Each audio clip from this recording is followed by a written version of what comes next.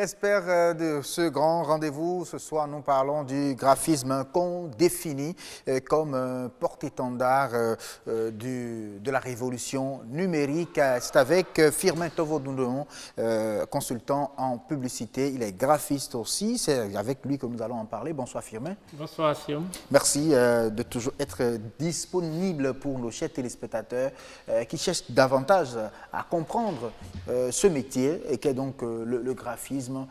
Pourquoi vous le définissez comme un porte-étendard de la révolution numérique? Merci beaucoup. Je pense qu'on le définit ainsi parce qu'il est au cœur de toute révolution numérique. Je pense qu'il ne peut pas avoir une activité en ce sens, même si ce n'est pas de la communication forcément, qui n'a pas trait au métier du graphiste. C'est-à-dire que vous avez forcément besoin d'un graphiste. Je prends un exemple.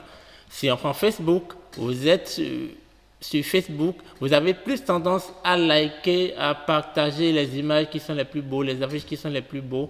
Pas forcément suffisamment les textes, les textos et autres là, mais vous êtes plus attiré par les visuels, les affiches, les cartes, etc., les brochures d'entreprise, les logos, etc. Donc ces trucs-là sont tous réalisés par des graphistes. Si tu vas sur Facebook et puis il y a uniquement des tests, je pense que ça ne va pas t'attirer à aller toujours vers ces réseaux sociaux et liker les choses comme ça se fait.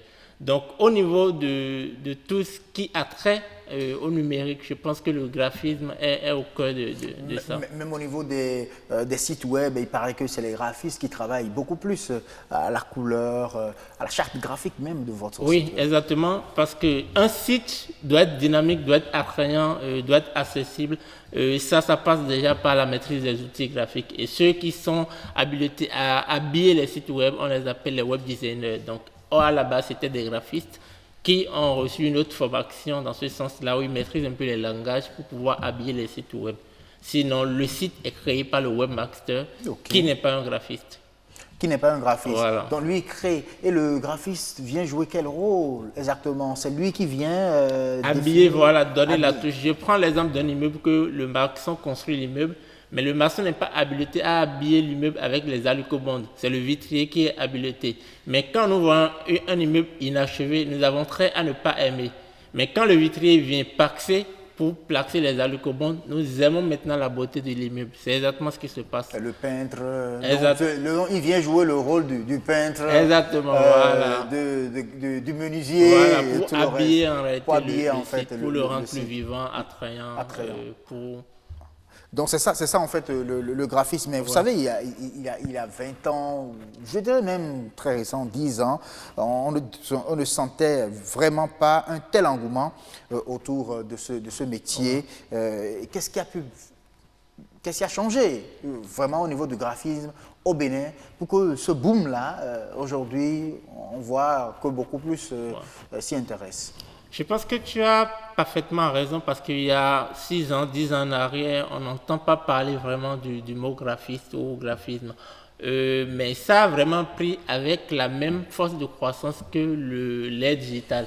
C'est-à-dire parce qu'à l'ère digitale, tout le monde veut être présent sur les réseaux. Il y a plusieurs types de réseaux. Tout le monde veut être présent. Or, tu ne peux pas marquer vraiment ta présence sans des supports de communication visuelle qui sont vraiment attrayants. Tu ne peux pas vouloir communiquer sur un produit et élaborer juste des tests et publier. Ça ne passera pas le message, ne va pas passer. Donc ça a fait que plus la croissance au niveau de l'ère numérique augmente, plus la demande au niveau du graphisme augmente. Donc c'est ça véritablement qui a boosté ce métier de graphisme où ils sont véritablement au cœur de tout ce qui bouge dans ce sens-là. Il n'y a pas une entreprise qui a une page Facebook ou une page ou un site web qui n'a pas besoin des services d'un graphiste, je ne pense pas. Ça il ne peut pas vivre.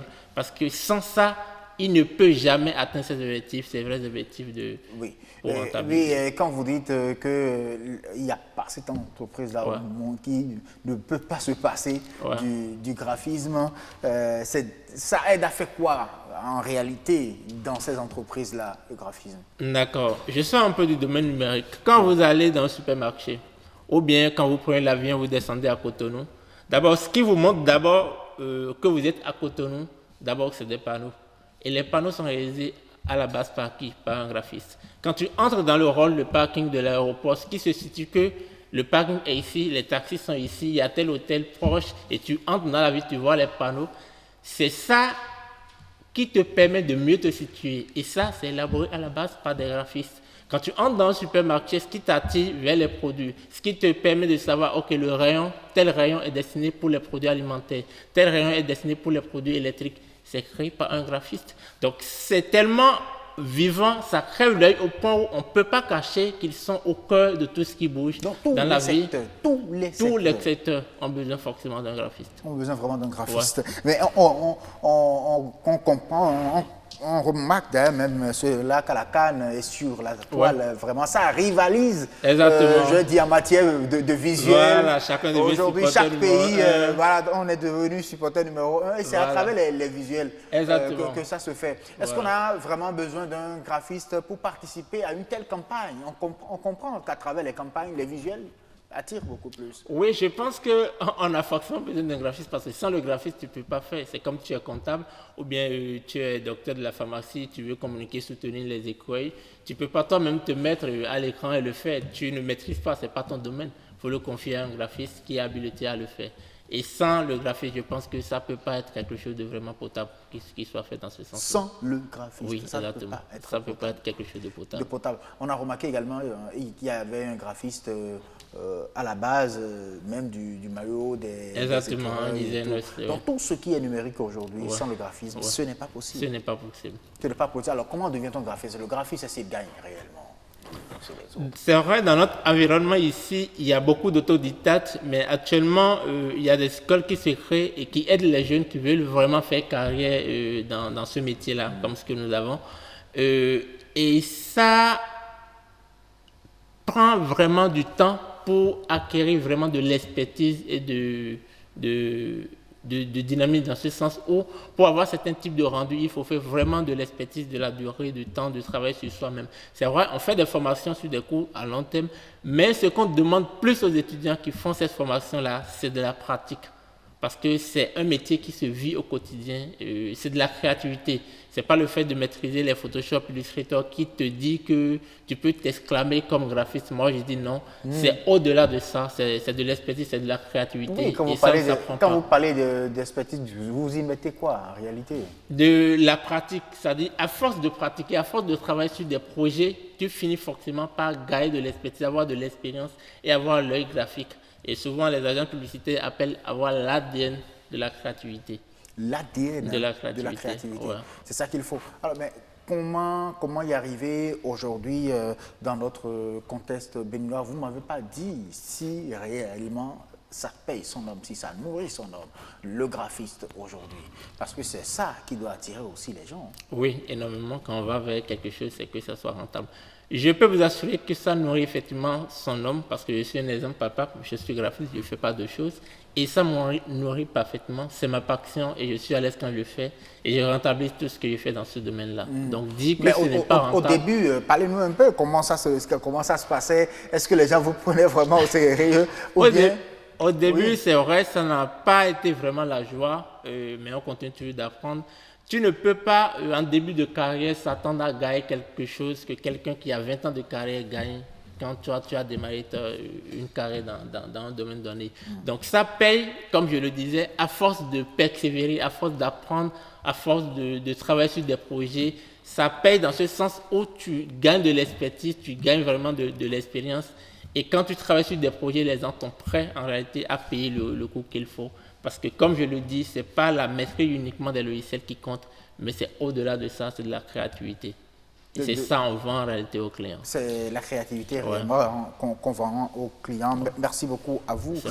Firmin Tovodounon, je rappelle que vous êtes consultant donc, en publicité et qu'aujourd'hui, aucun métier ne peut donc être exercé sans le graphisme. Le graphisme qui vient embellir les choses, qui vient réduire aussi les longs discours en quelque sorte, pendant les campagnes. Alors aujourd'hui, est-ce que les graphistes béninois sont vraiment, quand on dit graphisme, quand on dit que c'est un béninois, est-ce qu'aujourd'hui sur le marché, les béninois sont beaucoup plus considérés aujourd'hui?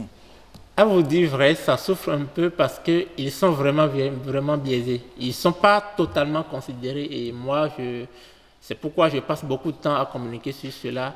Je vois qu'ils sont au cœur de tout ce qui bouge, mais on ne leur donne pas la place qu'il le faut. Et ce n'est pas pour quémander la place, mais je pense que la place, ça s'autorise. Et c'est plus en travaillant qu'on va vraiment donner de la confiance à ceux-là qui n'ont pas confiance aux graphistes.